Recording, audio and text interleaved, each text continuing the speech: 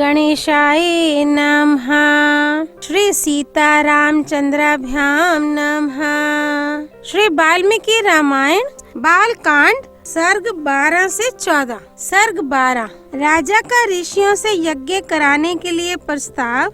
ऋषियों का राजा को और राजा का मंत्रियों को यज्ञ की आवश्यक तैयारी करने के लिए आदेश देना। तदनंतर बहुत समय बीत जाने के पश्चात कोई परम मनोहर दोष रहित समय प्राप्त हुआ। उस समय बसंत ऋतु का आरंभ हुआ था। राजा दशरथ ने उसी शुभ समय में यज्ञ आरंभ करने का विचार किया। तत्पश्चात उन्होंने देवोपम कांति वाले विप्रवर ऋषि श्रृंग को मस्तक झुकाकर प्रणाम किया और वंश परंपरा की रक्षा के लिए पुत्र प्राप्ति के निमित्त यज्ञ कराने के उद्देश्य से उनका वरण किया। ऋषि श्रृंग ने बहुत अच्छा कहकर उनकी प्रार्थना स्वीकार की और उन पृथ्वीपति नरेश से कहा, राजन, यज्ञ की सामग्री एकत्र कराइए। भूमंडल में भ्रमण के लिए आपका यज्ञ संबंधी अश्व छोड़ा जाए और सरयू के उत्तर तट पर यज्ञ भूमि का निर्माण किया जाए। तब राजा ने कहा, सुमंत्र, तुम शीघ्र ही वेद विद्या के पारंगत ब्राह्मणों तथा ब्रह्मवादी ऋत्विजों को बुला ले आओ। सुयज्ञ, वामदेव, जाबाली, काश्यप, पुरोहित वशिष्ठ तथा अन्य जो श्रेष्ठ ब्राह्मण हैं, उन सबको बुलाओ। तब शीघ्रगामी सुमंत्र तुरंत जाकर वेद विद्या के पारगामी उन समस्त ब्राह्मणों को बुला लाए। धर्मात्मा राजा दशरथ ने उन सबका पूजन किया और उनसे धर्म तथा अर्थ से युक्त मधुर वचन कहा। महर्षियों, मैं पुत्र के लिए निरंतर संतप्त रहता हूँ।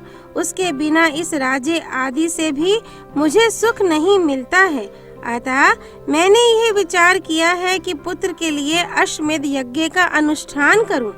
इसी संकल्प के अनुसार मैं अश्वमेध यज्ञ का आरंभ करना चाहता हूं।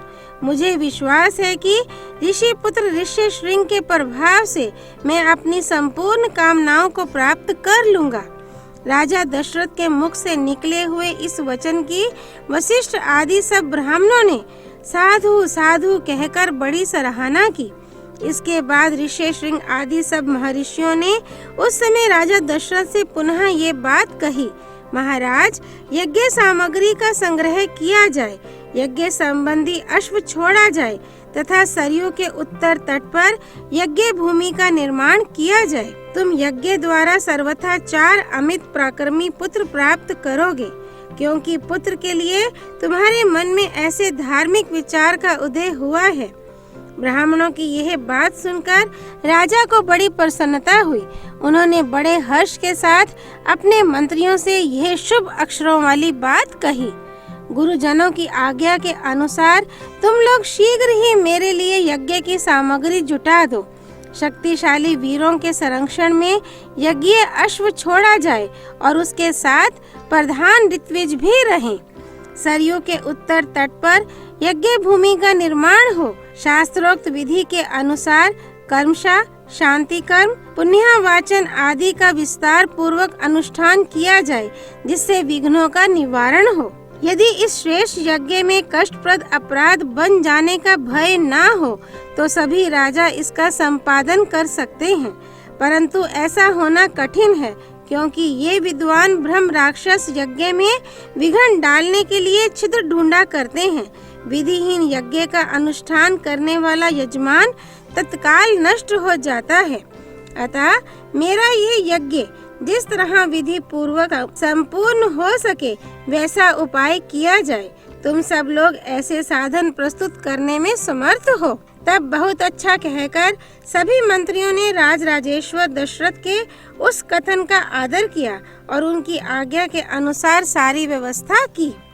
तत्पश्चात उन ब्राह्मणों ने भी धर्मज्ञ नृपश्रेष्ठ दशरथ की प्रशंसा की और उनकी आज्ञा पाकर सब जैसे आए थे वैसे ही फिर चले गए। उन ब्राह्मणों के चले जाने पर मंत्रियों को भी विदा करके वे महाबुद्धिमान नरेश अपने महल में गए। सर्ग 12 संपूर्ण। सर्ग 13। राजा का वशिष्ठ जी से यज्ञ की तैयारी के लिए अनुरोध। वशिष्ठ जी द्वारा इसके लिए सेवकों की नियुक्ति और सुमंत्र को राजाओं को बुलाने के लिए आदेश, समागत राजाओं का सत्कार तथा पत्नियों सहित राजा दशरथ का यज्ञ की दीक्षा लेना। वर्तमान वसंत ऋतु के बीतने पर जब पुनः दूसरा वसंत आया, तब तक 1 वर्ष का समय पूरा हो गया। उस समय शक्तिशाली राजा दशरथ संतान के लिए अश्वमेध यज्ञ की दीक्षा लेने के निमित्त वशिष्ठ जी के समीप गए। वशिष्ठ जी को प्रणाम करके राजा ने न्यायतः उनका पूजन किया और पुत्र प्राप्ति का उद्देश्य लेकर उन द्विज श्रेष्ठ मुनि से यह विनय युक्त बात कही। ब्राह्मण मुनि परवर, आप शास्त्र विधि के अनुसार मेरा यज्ञ करावें और यज्ञ के अंगभूत अश्व संचारण आदि में ब्रह्म राक्षस आदि जिस तरह विघ्न न डाल सकें, वैसा उपाय कीजिए। आपका मुझ पर विशेष स्नेह है।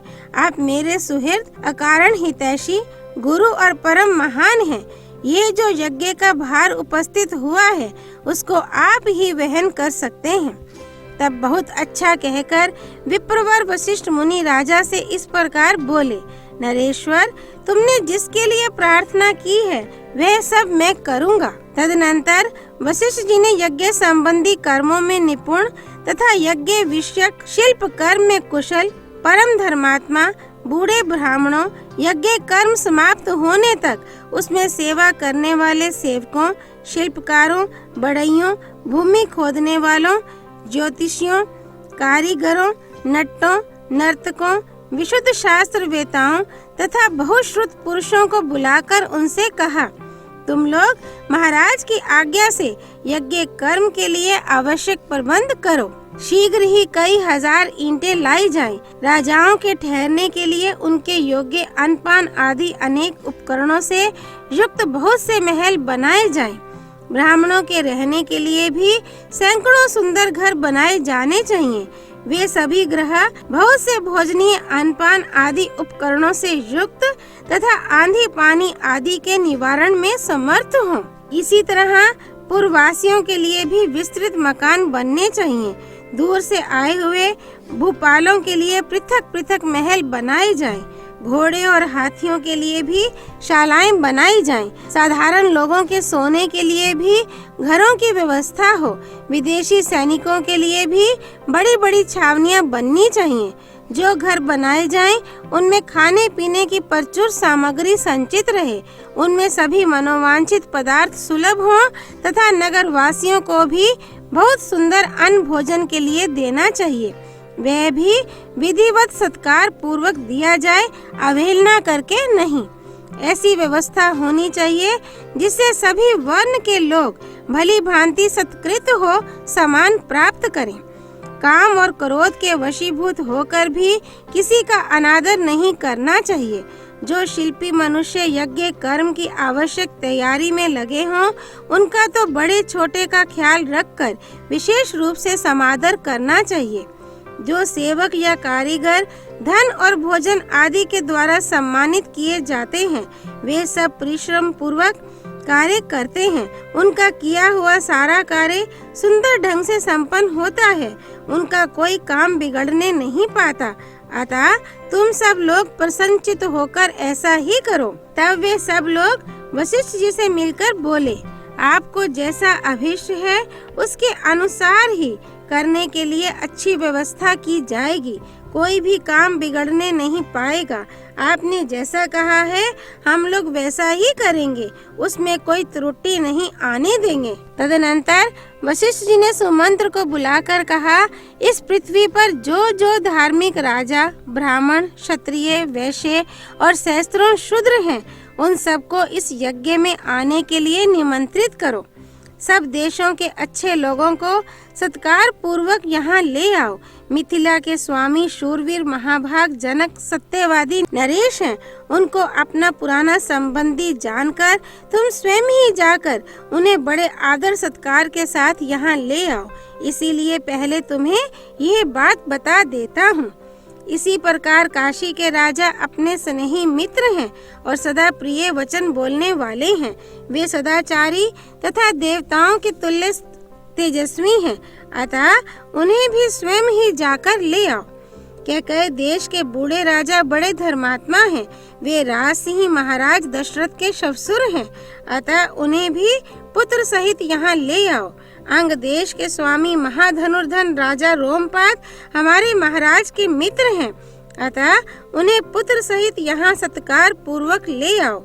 कौशल राज भानुमान को भी सत्कार पूर्वक ले आओ।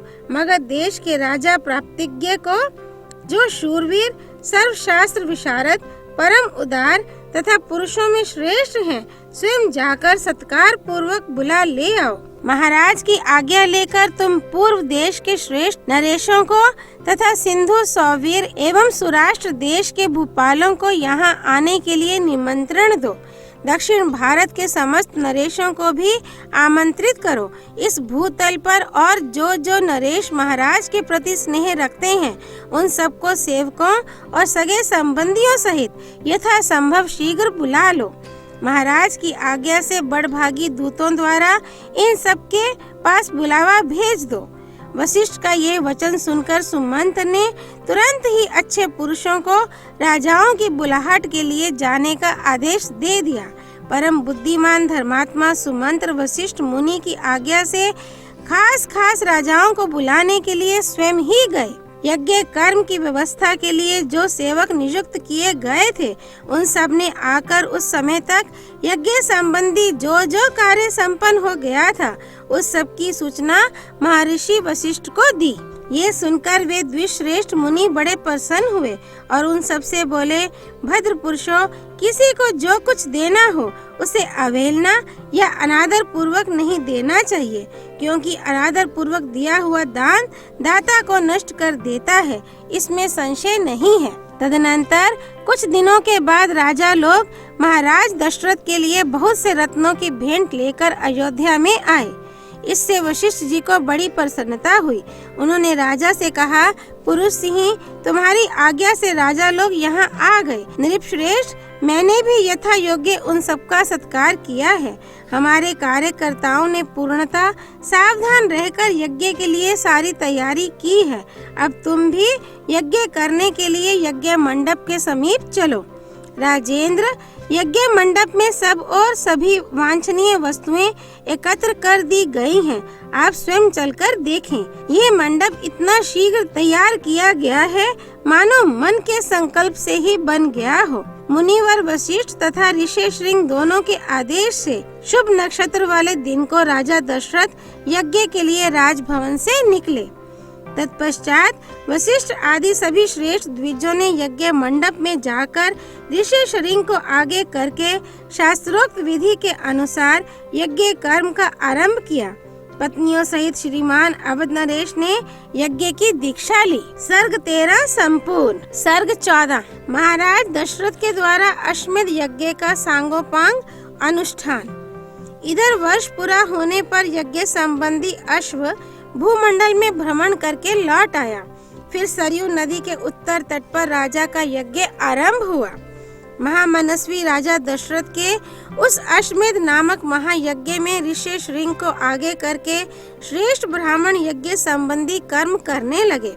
यज्ञ कराने वाले सभी ब्राह्मण वेदों के पारंगत विद्वान थे, अतः वे न्याय तथा विधि के अनुसार सब कर्मों का उचित रीति से संपादन करते थे और शास्त्र के अनुसार किस क्रम से किस समय कौन सी क्रिया करनी चाहिए, इसको स्मरण रखते हुए प्रत्येक कर्म में प्रवृत्त होते थे। ब्राह्मणों ने प्रवर्ग अश्वमेध के अंगभूत कर्म विशेष का शास्त्र, विधि, मीमांसा और कल्प सूत्र के अनुसार संपादन करके उपसद नामक इष्टि विशेष का भी शास्त्र के अनुसार ही अनुष्ठान किया। तत्पश्चात शास्त्रीय उपदेश से अधिक जो अतिदेशता प्राप्त कर्म है, उस सब का भी विधिवत संपादन किया। तदनंतर तत्त कर्मों के अंगभूत देवताओं का पूजन करके हर्ष में भरे हुए उन सभी मुनिवरों ने विधि पूर्वक प्रातः सवन आदि अर्थात प्रातः सवन, मध्याह्न सवन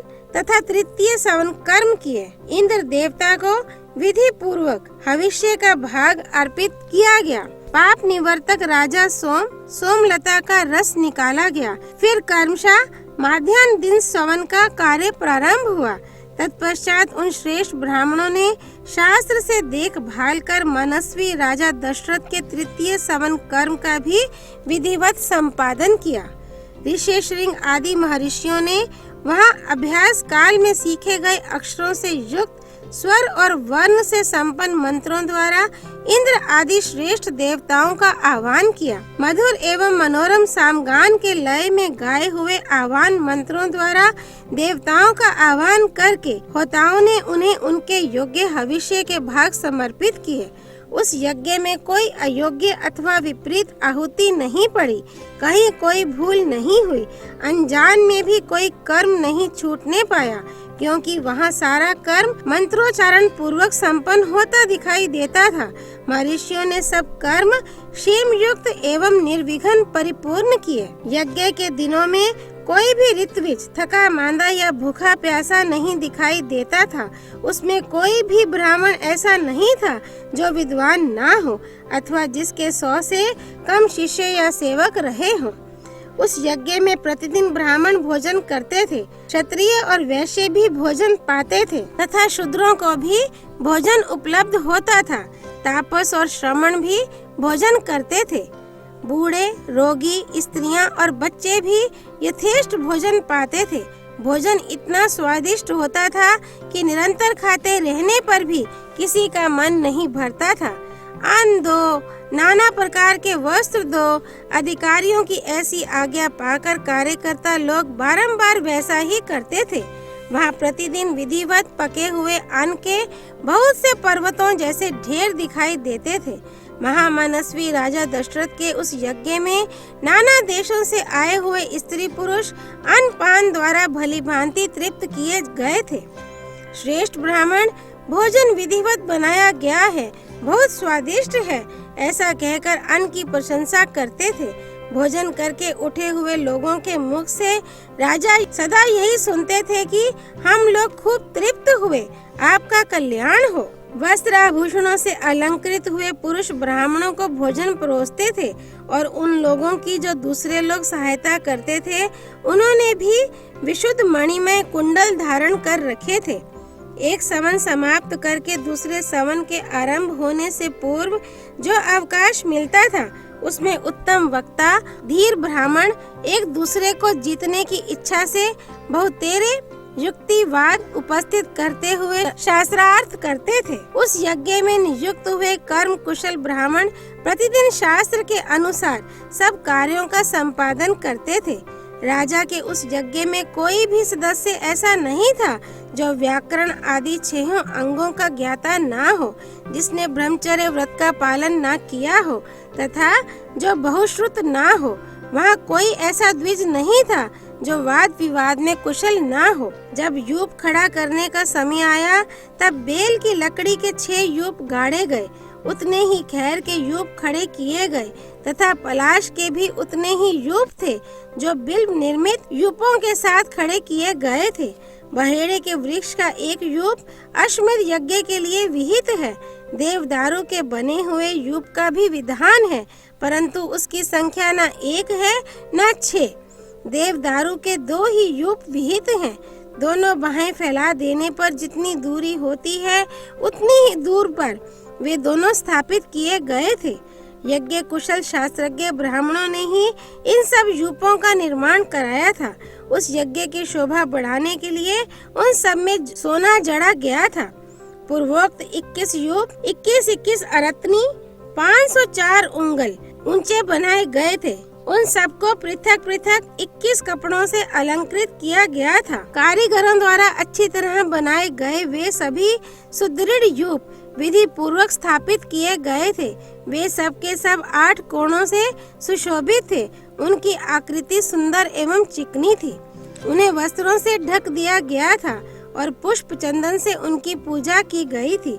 जैसे आकाश में तेजस्वी सप्तऋषियों की शोभा होती है, उसी प्रकार यज्ञ मंडप में वे दीप्तिमान यूप सुशोभित होते थे। सूत्र ग्रंथों में बताए अनुसार ठीक माप से ईंटें तैयार कराई गई थीं।